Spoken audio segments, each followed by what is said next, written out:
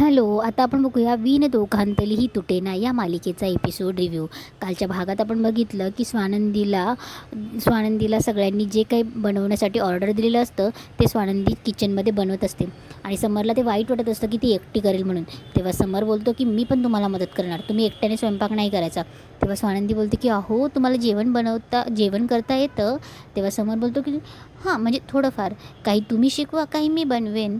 इकडे इकडे सुश बोलत असते की बरं झालं मॉम लॉ मी तुमचं ऐकलं, नाही तर मला मेडच बनवलं असतं स्वानंदीताईने.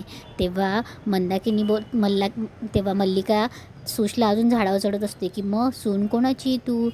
तेव्हा अंशूही बोलतो की बायको कोणाची. तेव्हा सुश बोलतो की नाही नाही मॉम लॉ इतकं काय केलं नाही मी. तेव्हा मल्लिका बोलते की अगं केलं आहेस तू. तेव्हा मल्लिका बोलते की तुला माहिती की ह्या घराला पडलेलं एक स्वप्न आहेस तू एक स्वप्न आहेस. आणि अंशू तू अशा एवढ्या गोड बायकोवर रागवतोस. तेव्हा अंशू बोलतो की नाही आता नाही रागवणार, ती म्हणेल तसंच करेल मी. तिला शॉपिंगला घेऊन जाईल, सगळं तिचंच ऐकणार. अंशू एकदम जीवावर उत्तर देत असतो आणि सुश तर त्यातच खुश होत असते. इकडे समर स्वानंदीला हेल्प करत असतो. तेव्हा समर बोलतो की थालीपीठ बनवायला काय लागतं मी तुम्हाला मदत करतो. काय लागतं, कांदा लागतो ना, कांदा कापता. तेव्हा कांदा कापतो मी. तेव्हा स्वानंदी बोलते की अहो मी करते. तेव्हा समर बोलतो की नाही मला कांदा कापता येतो, मला खाता येतं आणि मला चिरताही येतं. तेव्हा समर एकदम मोठं कापत असतो आणि त्याला डोळ्यांना खूपच झोंबत असतं. तेव्हा स्वानंदी बोलते की अहो तिखट लागतंय, डोळ्यातनं पाणी येतंय, करते मी. तेव्हा समर बोलतो की का तुमचे डोळे आणि माझे डोळे वेगळे आहेत का, तुमच्या डोळ्यात पाणी नाही येणार. तेव्हा स्वानंदी बोलते की अहो तुम्ही खूप मोठा कापतायत, मला थालीपीठाला खूप छोटा कांदा बारीक कांदा लागतो. तेव्हा समर बोलतो की चालतो, असाही चालतो. तेव्हा समर कापत असतो आणि त्याला अजून डोळ्याला पाणी येत असतं, खूपच झोंबत असतं. तेव्हा समर जोरात बोलतो की आई गं. तेव्हा स्वानंदी बोलते की अहो राहू द्या करते मी. तेव्हा ते दोघं ती कांदा ओढत असते आणि समर नको नको म्हणत असतात. चाकू स्वानंदीच्या बोटाला लागतो. तेव्हा स्वानंदी ओरडते आई गं. तेव्हा समर पटकन डोळे उघडतो आणि बोलतो की अहो काय लागलं ना तुम्हाला, किती वेळा सांगत होतो की करतो मी पण ऐकतच नाही ना तुम्ही. तेव्हा बघतो तर स्वानंदीच्या हाताला रक्त असतं. तो पटकन तिचा लागलेला हात तोंडात घालतो. तेव्हा स्वानंदी त्याच्याकडे एकदम एकटक बघत असते. समरचं लक्षच नसतं. तेव्हा समरचं अचानक लक्ष जातं.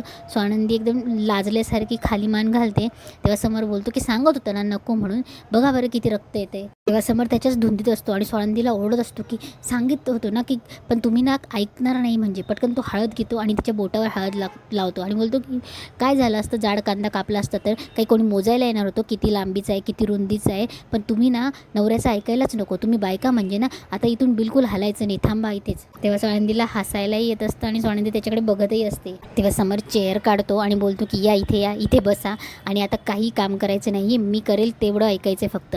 तेव्हा समर फर्स्ट एड बॉक्स घेऊन येतो आणि बोलतो की द्या तुमचं बोट इकडे द्या. तेव्हा स्वानंदी बोलते की अहो राहू द्या, हळद लावली ना, काही एवढं झालेलं नाही आहे. तेव्हा समर बोलतो की नाही बँडेड लावायचं आहे, हे बघा उद्या जर जास्त काही कट लागल्यामुळे काही इन्फेक्शन झालं आणि बोट वगैरे कापावा लागला तर बोट कापलेली बायको मला चालणार नाही. तेव्हा स्वानंदी एकदमच समरकडे बघत असते. तेव्हा समर कांदा कापायला जातो आणि म्हणे बारीक कापा म्हणे कांदा मी जाडच कापणार. तेव्हा स्वानंदीला हसायला येत असतं. तेव्हा स्वानंदी मनात बोलते की राजवाडी मला बायको म्हणाली का. तेव्हा समर बोलतो की काय मी इथे तुम्हाला बोलतो आहे आणि तुम्ही हसतायत. तेव्हा स्वानंदी उठून समरकडे जाते आणि तेव्हा समर बोलतो की समरची बडबड चालूच असते की कांदा बारीक चिरा म्हणे. तेव्हा स्वानंदीला हसायला येत असतं. ती काहीतरी हात लावायला जाते आणि पुन्हा तिचे बोट दुखायला लागतो. तेव्हा ती ओरडते. तेव्हा समर पटकन तिचं बोट धरतो आणि बोलतो की सांगितलं होतं ना नको हात लावू, पण ऐकतच नाही. पुन्हा तिच्या बोटावर फुंकर घालत असतो आणि स्वानंदीला ते सगळ्या गोष्टी कळत असतात. तेव्हा स्वानंदी त्याच्याकडे बघतच असते. समरही तिच्याकडे बघतो. स्वानंदी लाजते आणि ती न बघितल्यासारखं करते. तेव्हा ती दोघं एकमेकांकडे बघतात. स्वानंदीला खूप हसायला येतं आणि स्वानंदीकडे बघून समरलाही हसायला येतं. ते मल्लिका, अंशू आणि सुश हे पत्ते खेळत असतात. तेव्हा मल्लिका बोलते की वाट बघते 9:30 वाजायची, भूक लागली आहे ना. तेव्हा सुशही बोलते की मला पण भूक लागली आहे. तेव्हा मल्लिका बोलते की तुला काय वाटतं स्वानंदी वेळेच्या आधी सगळं करेल. तेव्हा सुश बोलते की हो ताई खूप फास्ट आहे, बघा ती वेळेच्या आधीच करेल.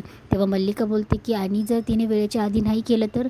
तेव्हा सुश बोलते मग मी तिला ओरडेल. ती कशी मला ओरडत असते ना, त्या दिवशी मी किचनमध्ये आले होते तिने मला ओरडलं, मी पण तिला ओरडेल. तेव्हा मल्लिका बोलते की हो ना, मलाही खूप वाईट वाटलं होतं त्या दिवशी तुला असं ओरडलं तर. तेव्हा मल्लिका बोलते की आता असं नाही करायचं, तिने काहीही करू देत. आता ना आपल्याला तिला काहीतरी बोलायचं आहे ना, मग मुद्दामच बोलायचं की चांगलं झालेलं असेल ना तरी त्याला नावं ठेवायचे की याच्यात हेच कमी आहे, त्याच्यात तेच कमी आहे. तेव्हा सुश बोलते की हो मी करेल ट्राय, मला मला स्वानंदी ताईला मेड बनवून ठेवायचं आहे ना या घरची. इकडे सुश, मल्लिका आणि अंशू बाहेर येतात आणि बोलतात. सुश बोलते की मॉम इन लॉ, मला सकाळपासून मी काहीच खाल्लेलं नाही, मला किती भूक लागली, कोणाला माझी काळजीच नाही आहे. तेव्हा मल्लिका बोलते की हो बाबू. तेवढ्यात स्वानंदी सगळं डायनिंग टेबलवर आणून ठेवते. तेव्हा सुश बघून तर भारावूनच जाते. तेव्हा स्वानंदी बोलते की सगळं तयार आहे, जे सांगितलं होतं ते वेळेच्या आत, हां ते पण 9:30 वाजता वेळ ठरली होती ना की आपली. तेव्हा आजी बोलते की बघितलं नंदू तू सगळा किती मस्त बनवलं आहेस आणि सगळं वेळेच्या आत. तुला कशी गं सगळ्यांची काळजी, तू ऑफिसचं बघते, घरातलं बघते, आमचं डाएटही बघते, गोळ्या औषधही बघते, सगळं. भाग्य लागतं अशी सून भेटायला. तेव्हा आजी स्वानंदीचं कौतुकच करत असते आणि तेव्हा मल्लिकाचं तोंड चांगलंच पडतं आणि सुशही होला होकार देत असते. तेव्हा आजी बोलते की सुश तूही शिकून घे हं ताईकडनं या सगळ्या गोष्टी. बघितलंस ना नंदू, तुझं खूप कौतुक वाटतं, एवढं सगळं तू वेळेच्या वेळी आणि एवढं सगळं एकटीने केले. तेव्हा स्वानंदी बोलते की नाही नाही, मला हे सगळं करण्यात राजवाड्यांनी मदत केली आहे. तेव्हा आजी बोलते की बापरे, आता दोघांनी मदत केली म्हणजे एकदम अतिशय रुचकरच झालं असणार आहे. कसं असतं ना, संसारात एक गोष्ट असते, जसं स्वयंपाक करताना पेशन्स ठेवण्याची गरज असते ना, तसं संसारही वेळोवेळी पेशन्स ठेवण्याची गरज असते. सगळं काही सुरळीत होतं. तेव्हा समर बोलतो की बरं चला आता या सगळ्यांनी बसा नाश्ता करायला. तेव्हा स्वानंदी मॅडम बसा. स्वानंदी बोलतो की नाही नाही, तुम्ही सगळे बसा, होऊ द्यात तुमचं, मग मी बसते. तेव्हा सगळे मस्त बनवत असतात. सूश पहिले खात असतात. सूश पहिला घास घेते आणि बोलते की वा ताई कमाल आहे. तेव्हा अंशू तिच्याकडे रागाने बघतो आणि मल्लिका एकदम खोटं खोटं हसते आणि बोलते की छान झालं आहे. तेव्हा अंशू बोलतो की मला नाही आवडलं पण. तेव्हा आजी बोलते की गाढवाला कुळाची चव काय. तेव्हा अंशू लगेच बघायला लागतो. तेव्हा मल्लिका बोलते की काय म्हणाल्यात. तेव्हा आजी बोलते की काही नाही. तेव्हा मल्लिका बोलते की छान झाले. आजी बोलते की छानच झाले, आहेच स्वानंदी सुगरण. तेव्हा समरही बोलतो की हो आहेच स्वानंदी मॅडम सुगरण. इकडे मंदाकिनी अनारसे बनवत असते आणि तिची बडबड चालूच असते की हॉटेलमध्ये राहतात ना तशी राहतात ही घरातली माणसं बिलकुलच. ते दोघं तिकडे बसलेत आणि तुम्ही इकडे बसलेत आणि मी काय एकटी अनारसे बनवते. तेव्हा स्वानंदीचे बाबा बोलतात की मग झेपेल हेच गोष्टी करायच्या ना, दुसऱ्याच्या भरोश्यावर कशाला एवढं हे करायचं. तेव्हा मंदाकिनी बोलते की दुसऱ्याच्या भरोश्यावर काय, घरातली माणसं काय कोणी दुसरी आहे का, घरात जावाई येणार आहेत, त्यांना फोन तरी करा. तेव्हा स्वानंदीचे बाबा बोलतात की समर आणि नंदूला मी फोन करतो, पण त्या अंशूला मी करणार नाही. तेव्हा मंदाकिनी बोलते की असं काय करतायत, दोघंही जावई आहे, मानपान असतो, दोघांनाही फोन करावा लागेल ना.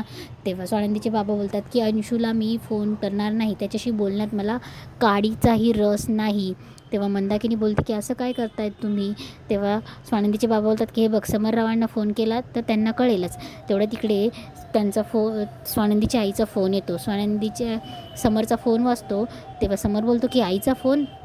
तेवढ्यात स्वानंदी बोलते की आईचा फोन, थांबा मी घेते. तेव्हा मल्लिका बोलते की कशाला, समरच्या मोबाईलवर फोन आला आहे ना, मग तो घेईल की, त्याला फोन आला आहे, त्याच्याशीच काही काम असेल ना. तेव्हा मल्लिका बोलते की आधीच तुमचं वाजलं आहे आणि त्यात. तेव्हा आजी बोलते की मल्लिका थोडं शांत घे. तेव्हा मल्लिका शांत होते.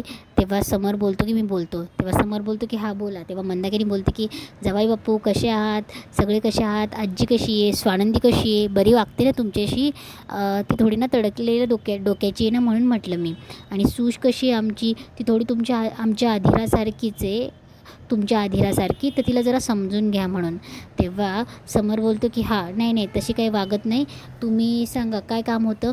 तेव्हा मंदाकिनी सांगत असते की अधिक मासचा मान आहे, तुम्ही जोडीने येऊन जा, असं आमंत्रण देत असते. तेव्हा समर बोलतो की काय आज, नाही नाही माझ्या मीटिंग लाईनअप झाल्या आहेत, आज कसं जमणार आहे, आधी सांगितलं असतं ना, मग मी प्लॅन केला असता. तेव्हा मल्लिका बोलते की आधीच सांगितलं 2 तास आधी, आणि मान असतो तो यावाच लागणार आहे तुम्हाला. आणि काय बोलतात की आता तुम्ही नाही आले तर मग मला ऑफिसमध्ये यावं लागेल, येऊ मी. तेव्हा समर बोलतो की नाही नाही नको. तेवढं स्वानंदी बोलते की द्या माझ्याकडे, मी बोलते. तेव्हा स्वानंदी फोन घेते. तेव्हा मंदाकिनी बोलते की हॅलो स्वानंदी, अगं तू का घेतलास फोन? जावई बापूंशी बोलत होती ना मी, आणि त्यांना आमंत्रण द्यायचं होतं. तेव्हा स्वानंदी बोलते की अगं आई, म्हणजे हे बघ ना, त्यांना खरंच मीटिंग आहे, कामं आहेत, आम्ही येतो ना नंतर सुट्टी काढून. तेव्हा मंदाकिनी बोलते की नाही नाही, असं कसं? हे बघ, संसार आणि ऑफिस या गोष्टी वेगळ्या असतात, तुम्हाला यावंच लागणार आहे, आणि तू जरा लवकर ये, थोडं कामं करायला माझ्यासोबत मदतीला कोणीच नाही आहे म्हणून. आणि मंदाकिनी फोन ठेवून मोकळी होऊन जाते. तेवढ्यात मंदाकिनीचा फोन रोहनला येतो, अंशूला येतो. अंशू जीवावर फोन उचलतो. तेव्हा मंदाकिनी बोलते की काय जावई बापू, कसे आहात? अधिक मास आहे ना, मान असतो जावयांचा, तुम्हाला यायचं आहे. तेव्हा अंशू बोलतो की ठीक आहे येतो.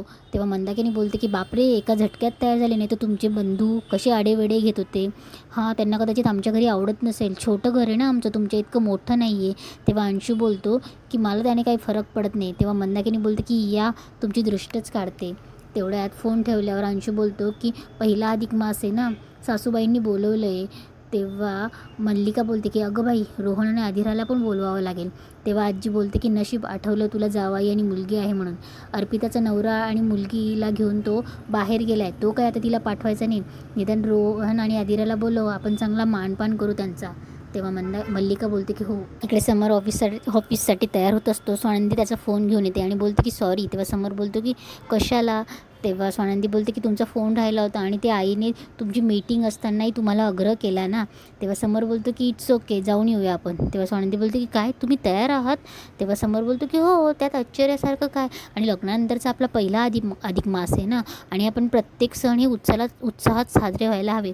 ऑफिसचं काम संपवतो आणि येतो मी, डोंट वरी. तेव्हा स्वानंदीला एकदम अचानकच क्लिक होत असतं, तिला कळत नसतं की समर असा वेगळाच वागायला लागला आहे असं. इकडे अधिरा मस्त तयार होऊन बाहेर येते आणि बोलते की गुड मॉर्निंग बाबा. तेव्हा ती रोहनला आवाज येते की रोहन चल चल, रोहन येतो, चल चल चल. तेव्हा मंदाकिनी किचनमधून येते आणि बोलते की थांबा थांबा, कुठे चाललात तुम्ही?